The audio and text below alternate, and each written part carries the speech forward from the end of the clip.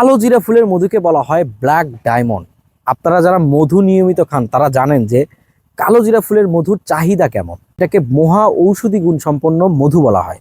তো যারা নিয়মিত ভালো মধু নিজেদের সংগ্রহে রাখেন তারা তো কালো জিরা ফুলের মধু অবশ্যই নেবেন।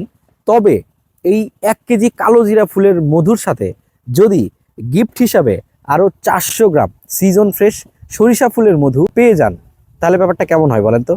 ইয়াস, হানি লাভারদের জন্য ব্যাপক সুখবর হচ্ছে, আপনি যদি এই মুহূর্তে এরকম টপ কোয়ালিটির 1 কেজি কালো জিরা ফুলের মধু পারচেস করেন তাহলে আপনাকে এরকম 400 গ্রাম সিজন ফ্রেশ সরিষা ফুলের মধু গিফট করে দেওয়া হবে। তো এই সুযোগটা বেশি দিন থাকবে না, এখনই অর্ডার নাও বাটনে ক্লিক করে আপনার নাম, ঠিকানা, ফোন নাম্বার দিয়ে অর্ডারটা নিশ্চিত করে ফেলেন।